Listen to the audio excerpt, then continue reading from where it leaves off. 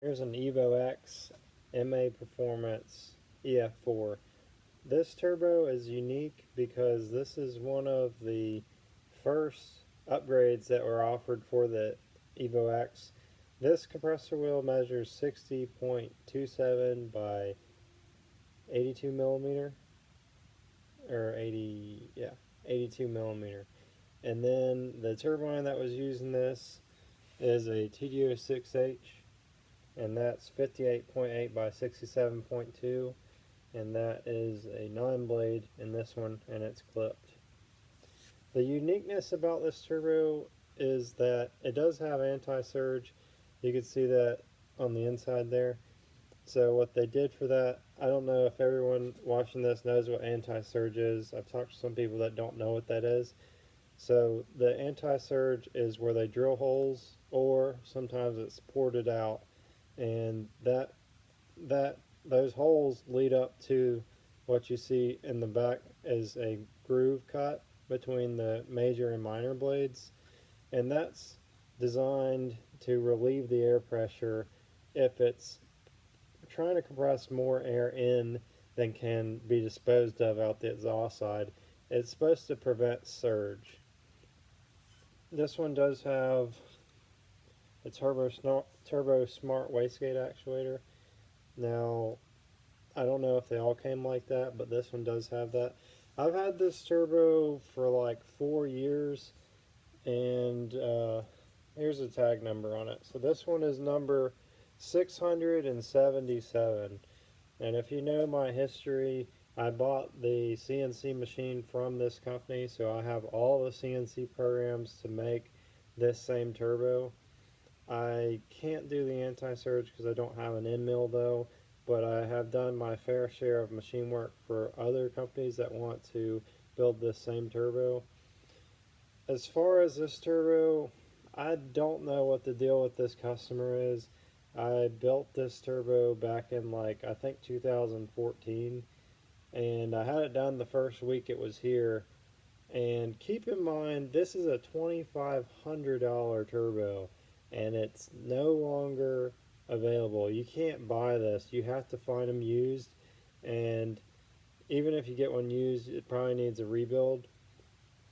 The negative effects about this turbo, which is probably why MAP started or stopped building these, is because the negative effect was that they had these steel thrust bearings in them, and they caused a lot of problems with that. So it just kept on having them come back under warranty. I feel like they probably just didn't want to deal with that anymore, and we're just tired of losing money on these. But overall, if you put the right thrust bearing on them, just like we do in our rebuild kits, you won't have any trouble out of this. We've rebuilt one for somebody in the past that had this same turbo, and he said he was running 34 pounds after doing our rebuild, and has no problems whatsoever.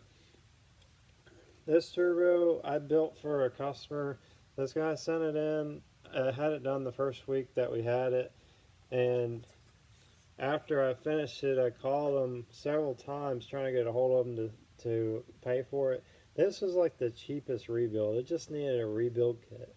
So it's been sitting ever since then. I don't know what happened to this guy, but I wanted to mention this turbo because it's kind of a legend. It's like an icon of turbo history for the Evo X, because this came out probably relatively close to when the Evo X came out. So this was probably available within 2 to 3 years after the Evo X came out, which would have made it one of the first upgrades available for that car.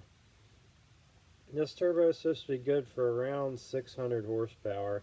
With this size compressor wheel, I've had people make 585 horsepower on the Evo 9 version, and that's at 24 pounds on E85.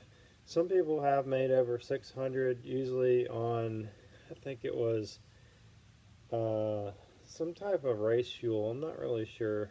The one thing that's holding me back from, I guess, selling this is that it's not easily replaceable.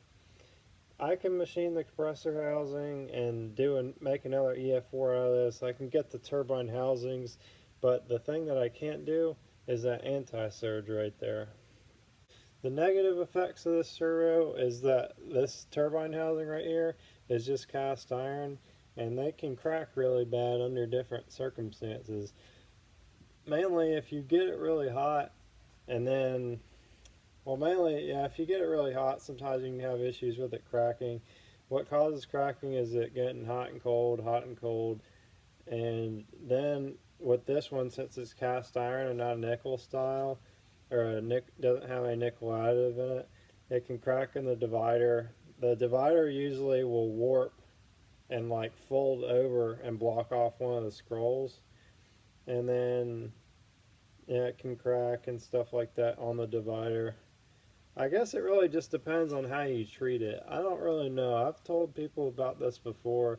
These turbine housings are really expensive. I have some in here now, and for me to get like a minimum order of these, I'm looking at $3,000 just to buy them.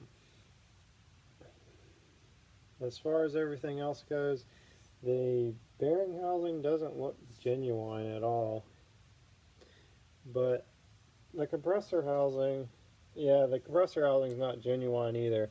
So this was just a completely aftermarket turbo that MAP had created for the Evo X to make it good for around 600 horsepower. As far as what's happened to this person that sent this in, I don't think there's any way to really figure that out at this point. I don't know what I've done with his phone number. It may have been on that box for the past 4 years. I kind of just gave up to the point where I was waiting for him to call me rather than me calling him.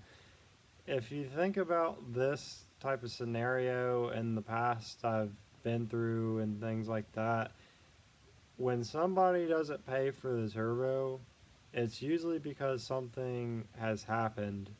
As in, I've had some people that have died, I've had some people that end up in jail, something along those lines, to where they're not physically able anymore to contact me. One case where somebody died, he returned the turbo, and like the next day, it was like Friday, he returned the turbo. Monday, he was dead. I received the turbo on Monday. His mom called me. The guy fell out of a building. This kind of crazy stuff just happens sometimes. There was another scenario where this one guy, I remember this guy's name, but I guess I'm not going to mention it. But this guy was just wanting Ian to build him this turbo, and he was still letting him know what he wanted to do, and we had this thing like forever. Well, he died. His dad contacted Ian, and the way this guy died was he ran his motorcycle, crashed his motorcycle into a Target store somehow, and his dad contacted Ian and still wanted Ian to build the turbo, so Ian built the turbo. I don't know what he built out of it. It was like a 35R or something. Ian built it, and then I guess he charged him for it or something. I don't know. And then sent it to his dad, I guess, to finish up his son's car. There's other scenarios that I've had one guy that was in jail for like 2 months. So he finally contacted me. I tried calling him, and I just could never get a hold of him. So at that point, I just give up, and then wait for them to call me. For this guy, I've been waiting for this guy to get back with me for like 4 years. But I don't want to get rid of this just because of the uniqueness of this turbo and the fact that I can't replace it very easy. The only thing I can't replace is that anti-surge compressor housing. So that does have to be custom done, and I don't want to have to deal with that. If anything, I'd rather just hold on to it for a couple more years, hoping that this guy will come back from the dead. Thank you for watching this video. I hope you enjoyed it and found it informational about the history of this turbocharger.